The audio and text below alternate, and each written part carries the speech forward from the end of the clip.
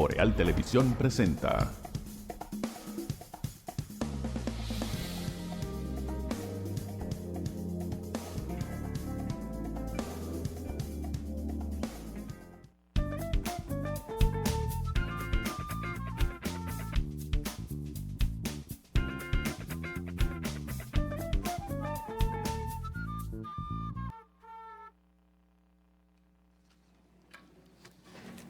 Saludos amigas y amigos, muy buenas noches, bienvenidos a EnQ a través de los canales de Boreal Televisión desde Santiago de los Caballeros, República Dominicana. Gracias por acompañarnos, abrazos a todos en cualquier rinconcito de este hermoso e inagotable país y por supuesto a aquellos también que nos sintonizan fuera de la República Dominicana. Gracias por permitirnos, como siempre, compartir este ratito de la noche con ustedes. Formalmente, las buenas noches a nuestro compañero don Benito Cruz y Valdés. Benito, ¿qué tal? Todo bien, Atahualpa. Buenas noches al país y al mundo. Después de este fin de semana, como siempre, muchas informaciones, muchos datos nuevos y vamos a tratar de compartirlos y ojalá que nos dé el tiempo para poder compartir con todos ustedes durante estos 55 minutos de programa. Hoy estamos a 8 de diciembre. Y ¿La 8? ¿Qué es eso? La 8. Estamos a 8 de diciembre. Y también hoy se recuerdan los 8 meses del incidente del Jet Set, donde muchas personas perdieron la vida. Estamos hablando de 236 personas perdieron la vida, pero no solamente eso, la gran cantidad de personas que quedaron heridos, mutilados en algunas de sus articulaciones. También la cantidad de niños huérfanos, que no recuerdo, usted dio un número, pero no ahora. 415. Fueron el total de las víctimas. Wow. 236 muertos y el resto heridos. En términos de niños huérfanos de padre y madre quedaron 37. 37. Y a los imputados como responsables le pusieron, a propósito que me acordé esta mañana, con la garantía económica que le pusieron a las ejecutivas del Colegio Da Vinci aquí, que el Ministerio Público les solicitó como medida de coerción 50 millones de pesos, presentación periódica, sí. Grillete electrónico. Recordé justamente el caso del Yeset, que a la hermana igualito y al propietario del YC, don Antonio Espaillat, y a su hermana le pusieron una garantía económica de 50 millones de pesos. Para el pago de una garantía económica es un porcentaje de ese monto, sí, que puede oscilar, decíamos esta mañana, desde un 1 hasta un 10% como máximo. Dependiendo la cantidad del monto, o sea, el monto que se ponga como garantía económica y el criterio del juez. Por ejemplo, a don Antonio Espaillat y a su hermana le pusieron un 10%, que es el máximo del porcentaje de la garantía económica. Ellos pagaron 5 millones de pesos por la garantía económica de los 50 que le pasaron. Eso no se devuelve, porque eso hay que pagárselo a la aseguradora, sí. Y la aseguradora no devuelve el dinero. Y eso quiere decir que tocó más o menos por cada una de las 415 víctimas, si mal no recuerdo, tocaron a 12.500 pesos por cada víctima en la garantía. Cada afectado, Dios mío, increíble. Pero y en el caso de aquí, pues vamos a ver cuál porcentaje le pone entonces el juez, que ya abordaremos el derrotero que ha tomado el caso de la niña Estéfora Annie Merci Joseph, que es el nombre de la adolescente fallecida. Pero mientras tanto, déjenme hablarles un poquito de Agua Cascada, que es la calidad del agua embotellada, la garantía de la salud suya y la de su familia. Agua Cascada, para sus pedidos Llámese al 809-576-2713 de Agua Cascada, la calidad del agua embotellada. Dígame, ¿Tú sabes que me sorprendió el hecho de que la esposaron a las 4 señoras de el Da Vinci? Y yo me quedé pensando, ¿y por qué? O sea, no entendí, o sea... Eso debe ser lo reglamentario. ¿Usted cree? Sí. No sé, porque Eso- me llamó mucho la atención ver eso. No, esa debe ser la norma. Lo que pasa es que aquí tenemos la esposa como un agravio. Lo teníamos, ya esposaron a gente, se está dando como un hecho normal, porque es al mismo tiempo una protección del detenido. No vaya a cometer una acción violenta, no vaya a agarrarse por un lado, o sea, eso tiene que verse como una protección también al propio imputado o a la persona que se está deteniendo. Antes eso se tenía como un agravio, igual que lo que se entiende con el casco de vacinilla que le ponen a la gente en la cabeza, Sí. y el chaleco antibala y todo el aparataje que se hacen para trasladar a los imputados a los juzgados aquí en el país, cosa que no se dio con el caso de Senasa. Exactamente. Y otros casos que hemos visto también. Vamos al caso de Senasa, Benito, Wow. que fue la noticia principal de este fin de semana a partir del sábado, cuando se empezó a dar a conocer las detenciones de los que hasta ahora están siendo investigados por el caso de Senasa. La primera noticia que salió fue la llegada del doctor Jacín, Santiago Jacín, exdirector del Senasa, a la Procuraduría General de la República en horas de la noche. Eso fue lo primero que se conoció. Luego, entonces, también la información del abogado del señor Jacín, donde daba cuenta que después de un interrogatorio con los miembros del Ministerio Público, encabezado por Wilson Camacho, se había quedado detenido y de ahí sería trasladado a la carcelita, como se le conoce, del Palacio de Justicia. Luego salió la información de que junto al doctor Jacín también está detenido el ex gerente financiero de Senasa, Gustavo Enrique Messina Cruz,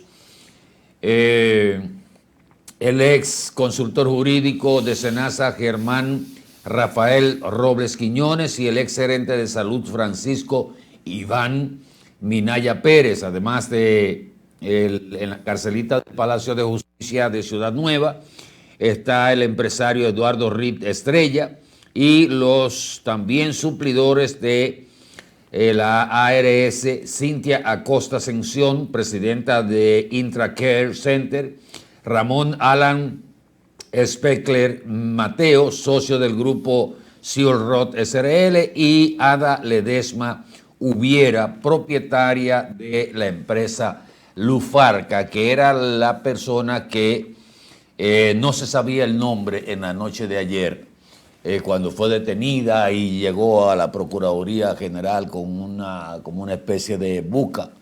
No se le veía nada y quién es, solo se sabía que era estudiante de medicina y que era suplidora de Senasa. Hoy se incorporó a los detenidos el señor Rafael Martínez Jacín, quien se presentó a la Procuraduría General de la República. Según su abogado, que es el doctor Balcácer, dice que él había sido invitado por la Procuraduría un par de veces, él había ido, pero que en esta oportunidad lo dejaron detenido después de un allanamiento que se le hizo a su residencia en la noche de ayer y él no estaba por coincidencia. Hasta ahora esos son los detenidos y no han variado de ahorita para acá. Y vamos al procedimiento. Si usted tiene algo que alegar. Realmente estoy escuchándolo porque tengo más o menos los mismos datos, pero después que usted termine, yo quisiera aportar un poquito de información sobre los diferentes casos. Por ejemplo, las investigaciones, todos los datos por los cuales están siendo acusados. Pero vamos a ver, estos son los que están detenidos. Hoy en Santo Domingo, que estábamos allá, recibimos algunas informaciones de fuentes muy confiables donde se nos decía que había otros imputados. Claro. Ya el Ministerio Público lo dijo eso, pero el dato que no dijo el Ministerio Público de que había otras personas que estaban siendo investigadas es que hay de esas personas gente que está colaborando con el Ministerio Público. Parece que bajo la modalidad de acuerdos o de criterio de oportunidad. Y eso es lo que tenemos. Ahora, vamos al procedimiento. Cualquiera puede entender que esto es una especie de sorna, como lo voy a decir, y no es así. ¿Cuál era el procedimiento que se había utilizado desde el Ministerio Público con los casos de corrupción, sobre todo de los del pasado gobierno del presidente Danilo Medina? Filtración a la prensa, camarógrafos advertidos, medios advertidos, allanamientos de morada, de noche, de madrugada, sacar en pantaloncillo, como sacaron al doctor Freddy Hidalgo, agarrar en paños menores a los otros, el aparataje, porque había que esa operación que la conociera todo el mundo, ¿verdad? Bueno, pues ahora fíjense que fue, venga por aquí que queremos conversar con usted. Después que usted conversamos con usted, entonces usted queda detenido. Salvo un caso que uno de los abogados, un abogado defensor se quejó de ese investigado, que es su cliente, que a ese sí lo allanaron, que era el ex gerente financiero de el Senasa. Gustavo Enrique Mesina, que vive con su madre en una torre, a ese sí lo allanaron y lo fueron a buscar. Pero con una también, salvo alguno que otro camarógrafo o fotógrafo se enteró, pero no aquel aparataje que se hizo. Entonces, partiendo de esto, yo digo, bueno, pues el Ministerio Público está actuando como debe actuar. Se tomó todo su tiempo para investigar, ¿verdad? Desde que se habló de la solicitud del presidente en noviembre del año pasado para que se investigara. Estamos en diciembre, o sea, y después de los 2 programas de investigación que sacaron al aire las irregularidades, entonces el Ministerio Público parece ser que ahora cambió la metodología. Vamos a investigar, ¿verdad?, con todo su tiempo, y un año después de la solicitud del presidente y 6 meses más o menos después de la denuncia de los medios de comunicación, decidieron entonces empezar con los interrogatorios directos.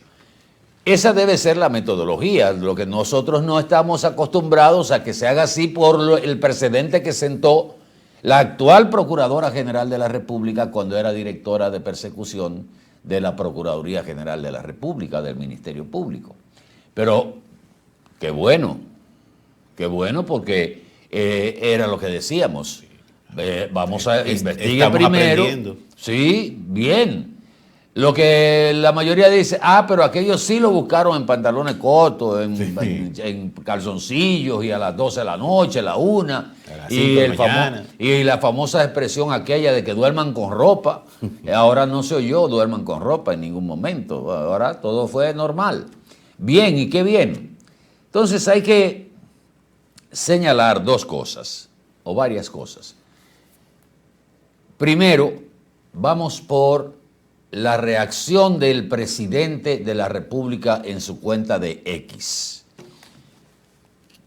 que lo publicó en el día de ayer con relación a este caso. Primera publicación del presidente. Desde el inicio de mi gestión asumí un compromiso inquebrantable con la transparencia, la lucha contra la corrupción, la no impunidad y la defensa del patrimonio público que es de todos los dominicanos.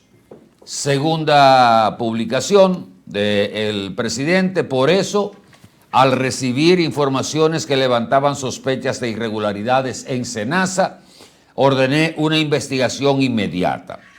La tercera publicación, esa investigación, lamentablemente, y ojo a este X, a esta publicación, porque aquí hay un juicio de valor. Esa investigación lamentablemente confirmó la existencia de fuertes indicios de actos graves de corrupción. El informe fue remitido de inmediato al Ministerio Público para que actúe conforme a la ley. La otra publicación del presidente ahí mismo. Tengo la firme determinación que este y cualquier otro acto de corrupción sea llevado a la justicia y que se imponga todo el peso de la ley a quienes hayan defraudado al Estado. He ordenado que SENASA se constituya en actor civil para recuperar hasta el último peso. Los dominicanos pueden tener plena confianza en nuestro compromiso que en este gobierno no hay espacio para la corrupción ni para la impunidad. A estas publicaciones del presidente de la República, y dije, préstenle atención a la tercera, porque esa tercera trajo una publicación del abogado del doctor Santiago Jacín con una respuesta al presidente. Vamos a ver esta publicación que hizo el abogado del doctor Santiago Jacín, que ustedes van a ver en pantalla, y porque yo dije que en la del presidente había un juicio de valor. Dice Miguel Valerio, abogado de Santiago Jacín: desde el inicio de mi carrera aprendí que los poderes son independientes y separados. No comprendo cómo un demócrata, haciendo alusión directa al presidente, interfiere en un caso judicializado. La Constitución consagra el debido proceso, la presunción de inocencia y la justicia independiente como garantía. Y pone abajo la saga de publicación que hizo el presidente Abinader en su cuenta de X. ¿Por qué el abogado Valerio hace esa publicación? Justamente por esta parte de la publicación del presidente. Esa investigación lamentablemente confirmó la existencia de fuertes indicios de actos graves de corrupción. O sea, el presidente, ¿qué está diciendo? Que la valoración que él le dio a ese informe, y el presidente no es abogado, es que los indicios que encontraron ahí en esa investigación son graves. Entonces, ¿cuál es el mensaje? Por eso la respuesta de Valerio. El mensaje del presidente: si él, que no es abogado, entiende que esa investigación arrojó esos indicios graves, lamentablemente, como dice él, el Ministerio Público, que sí es abogado, no puede decir que no lo encontró, los indicios graves que aparecen en esa administración. ¿Usted me entiende? Claro. Hay un juicio de valor ahí, y por eso es la publicación del abogado Valerio, que va en contra de su cliente. Sí. Porque no está... De hecho, ya el presidente está... No lo estoy diciendo yo, lo está diciendo el presidente de la República. Evidentemente el presidente ha hecho lo correcto, ha marcado distancia, lamentablemente con una persona muy cercana a él, amigo de los elementos fuertes de la campaña del 20 y del 24. Prácticamente ese amigo lideró el sector externo en términos también de recaudaciones con el movimiento OLA, que es Organización Luis Abinader, se llamaba ese movimiento del sector externo, y el presidente debe estar también dolido. ¿Qué hizo el presidente? Marcar distancia. Esta mañana escuchaba al vicepresidente del PRM, el doctor Eddie Olivares, que me pareció muy pobre la defensa, porque creo que el PRM tiene un déficit en saber explicar las cosas y en defender a su propio gobierno. Usted no puede pretender defender a su gobierno y a su partido hablando de que en los gobiernos de Danilo Medina y Leonel Fernández eso no pasaba y que ahora lo que hay es que no hay impunidad. Y con el tema del narcotráfico, la peor defensa que usted puede hablar, te puede tomar, es hablar de narcotráfico. Que en aquellos no se apresaban los narcotraficantes y que ahora sí, pero los narcotraficantes estaban en la boleta de su partido. Entonces, es poco inteligente el tú querer hacer esa comparación en vez de decir nosotros estamos en un proceso de depuración, ¿verdad? Y esto nosotros garantizamos que no va a volver a pasar o va a pasar de manera muy mínima si pasa. Entonces yo creo que la postura del presidente ha sido una postura lógica. El presidente no puede embarrarse, no puede desdecirse cuando dijo yo puedo tener amigos, pero yo no tengo cómplices. ¿Qué quiere decir? El presidente, cuando tú usas la palabra cómplices, Benito y amables amigos, ¿de quién tú puedes ser cómplice? ¿De un maleante o de un judicializable? Porque tú no eres cómplice de una gente buena. No. Cuando la palabra cómplice se utiliza para... Casi siempre, en el 100%. Casi en el 100% para una relación entre personas que han cometido algún tipo de delito. Son cómplices. Son cómplices. Entonces, a mí no me sorprende y creo que es una postura correcta la del presidente con relación a este caso, que tiene esos elementos de nuevo, la metodología. Mire, déjeme leer rápidamente lo que arrojó la investigación. ¿De qué se le acusa? Mire, la investigación arrojó en primera parte facturación de servicios no prestados duplicados o inflados, uso de códigos médicos para aumentar artificialmente los montos a cobrar, derivación dirigida de pacientes a centros específicos con intereses cruzados, médicos que cobran el seguro y al paciente, simultáneamente una práctica prohibida, centros médicos que reportan volúmenes de atenciones incompatibles con su capacidad operativa real. En el caso de la evasión tributaria en sector salud, encontraron índices de honorarios médicos que no se reportan correctamente, pagos en efectivo fuera del sistema formal, subdeclaración de ingresos por parte de clínicas y especialistas, uso de facturación fragmentada para evadir impuestos.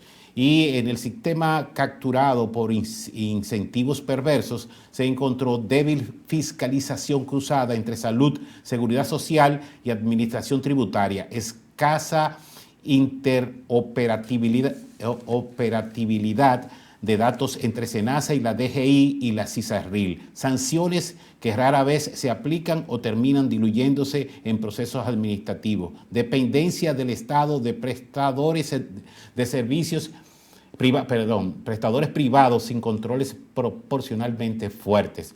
En el caso de las facturas, la lista de espera más larga, retrasos en pagos a prestadores honestos, presión financiera que pone en riesgo la cobertura, desconfianza ciudadana en el sistema público de salud y menos recursos disponibles para medicamentos de alto costo y atención primaria, que eso aquí se ha comentado bastante. Bueno, no sabemos todavía ni del credo la mitad. Sí. De lo que sea, y de los que faltan. De lo que se ha filtrado. Pero vamos a ver en qué sustenta, en principio, la solicitud de medida de coerción del Ministerio Público, porque ahí uno encontrará los detalles. Otro dato también es que no se filtró la solicitud de medida de coerción, como se filtró en otras oportunidades. Nos vamos a una pausa breve y regresamos en el próximo segmento aquí en Q por Boreal Televisión. Por favor, quédese con nosotros.